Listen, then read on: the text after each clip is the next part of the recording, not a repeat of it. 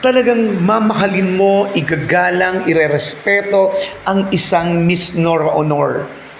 Talagang siya ay hahangaan mo at titingalain dahil siya mismo ay marunong rumispeto, kumilala sa kapwa niya at talaga namang kung kababaan ng loob at talaga namang masasabi mong si Miss Nora Honor ang larawan nito.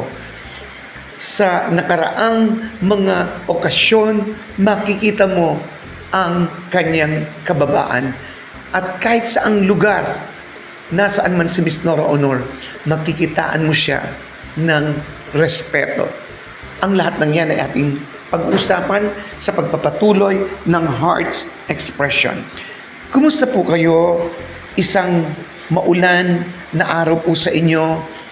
Ingat po tayong lahat. Ito po si Ferdy R, ang inyong ka-Heart's Expression na bumabati sa inyo ng isang magandang araw at ingat-ingat po tayong lahat. At syempre, kung wala naman po tayong gagawin, mas maganda po mag-stay na lang po tayo sa bahay at manood ng Heart Expression at of course, yung mga movies ni Ate Guy sa YouTube channel. Marami po yan.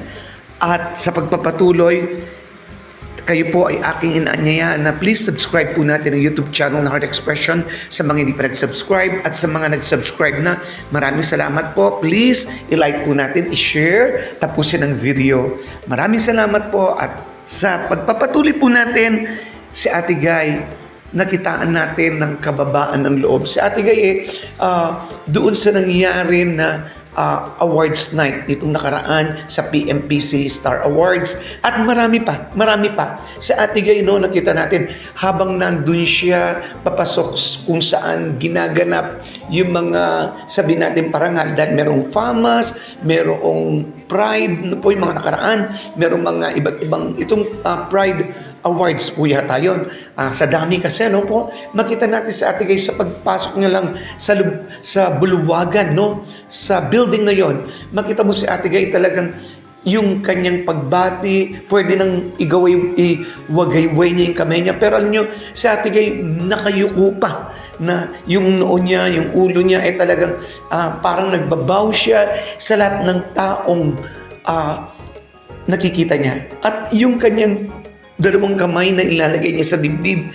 Si Ate Guy, talagang makita mo yung gesture niyang yon, hindi ka maalangan sa kanya, hindi nakakatakot na batiin si Ate Guy, hindi ka niya babastusin, hindi nakakatakot dahil si Ate Guy ang nagsisimula pa nga, siya pa nga ang lumalapit. Kahit sa mga YouTube, makita natin sa mga concert niya yan, nakikita mo natin yan sa YouTube channel, sa mga concert na Ate Guy, si Ate Guy lumalapit siya sa mga tagahanga niya, no? At talagang kinakawayan niya lahat. Talagang hindi lang yung papansinin niya yung nakakaway lang, kundi talagang mataas na mataas ang pagkaway niya sa kanyang mga tagahanga. Ganyang kagaling si Ate Guy. At alam niyo po ba, itong nakaraan, kinabilibang ko si Ate Guy noong talaga naman po, nung binati niya si Miss Vilma Santos ng congratulations. Sinabi niya, Mare, no?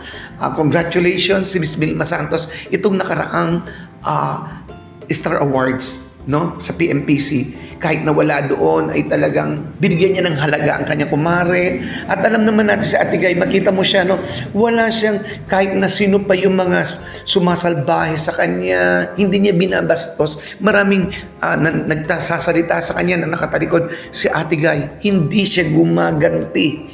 Yan ang sikreto ng isang Nora Honor, kaya pinagpapala ng Diyos, no? Sa Ate Guy, talagang hindi tayo nagkamali. Taong-tao talaga si Miss Nora Honor. At ito nga nakakatuwa, no?